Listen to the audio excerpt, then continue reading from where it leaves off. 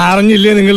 പിണറായി വിജയൻ ഒരിക്കൽ പറഞ്ഞ കാര്യങ്ങൾ, കാരണം 2013 ഇതേപോലെ തന്നെ ഇതേ കാര്യങ്ങൾ സംഭവിച്ചതാണ്.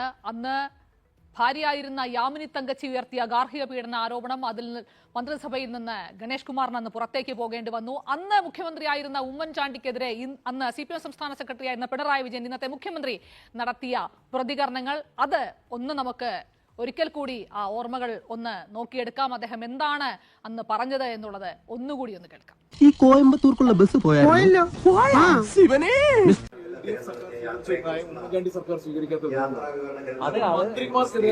അതിനൊക്കെ നാണം വേണ്ടേ? നാണവും മാനവും ഇല്ലാത്ത കൂട്ടരോട് എന്ത് പറഞ്ഞിട്ട് എന്താ കാര്യം? അതിനൊക്കെ നാണം വേണ്ടേ? നാണവും മാനവും ഇല്ലാത്ത കൂട്ടരോട് എന്ത് പറഞ്ഞിട്ട് എന്താ കാര്യം? ഒരു കയ്യബദ്ധം നാറ്റുകരുത്.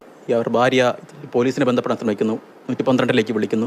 പക്ഷെ ആ സമയത്ത് പോലും തടഞ്ഞു വയ്ക്കുന്നു, മർദ്ദിക്കാൻ ശ്രമിക്കുന്നു. അങ്ങനെ ഗുരുതരമായ ആരോപണങ്ങൾ അങ്ങനെ പോലീസ് ഈ സംഭവം നടന്നിട്ട് 3 ദിവസമായി. അതുമായി ബന്ധപ്പെട്ട ഒരു തരത്തിലുള്ള നടപടിയും ഒന്നും ഉണ്ടായിട്ടില്ല എന്നാണ്.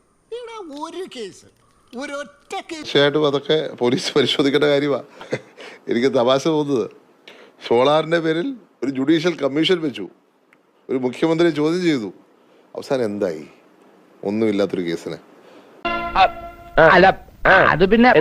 ഇതിനെന്താണ് CPM നിലപാട്? അതാണ് ഞാൻ അറിയാൻ ആഗ്രഹിക്കുന്നത്. എനിക്ക് കൗതുകമുള്ളത് CPM നിലപാട് എന്താണ്, മുഖ്യമന്ത്രിയുടെ നിലപാട് എന്താണ്? നീ വലിയ ഗുണ്ടല്ലേ, എന്നിട്ട് എന്താ പ്രതികരിക്കാഞ്ഞേ?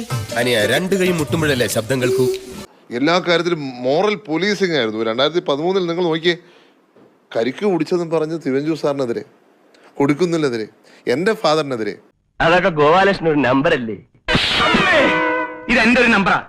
കളിക്കുന്നത് അതിൽ വേണ്ട തെണ്ടി. ചെറിയ ബാലിശമായിട്ടുള്ള ആരോപണം. ഞാൻ ഇന്നും ഓർക്കുന്നു, എന്നെ പറ്റി ദേശാഭിമാനി എഴുതിയ വാർത്തകൾ ഞാനിന്ന് തിരിച്ചു പറയാൻ ആഗ്രഹിക്കുന്നില്ല. എന്താണ് ദേശാഭിമാനി നാളെ എഴുതാൻ പോകുന്നത് എനിക്ക് അറിയാൻ ആഗ്രഹിക്കുന്നു.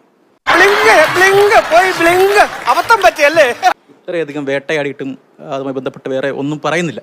ഇല്ല, ഞാൻ എൻ്റെ ഒരു ഞാൻ ഇപ്പം ഞങ്ങളുടെയൊക്കെ സംസ്കാരം അതാണ്. ഞങ്ങൾ ആരെപ്പറ്റി മോശം പറയാൻ ഞാൻ എൻ്റെ ജീവിതത്തിൽ ആരെപ്പറ്റി മോശം പറഞ്ഞിട്ടില്ല, പറയാൻ ആഗ്രഹിക്കുന്നുമില്ല. ഇപ്പം ഞാനൊരാളെ ജഡ്ജ് ചെയ്യാനുമില്ല.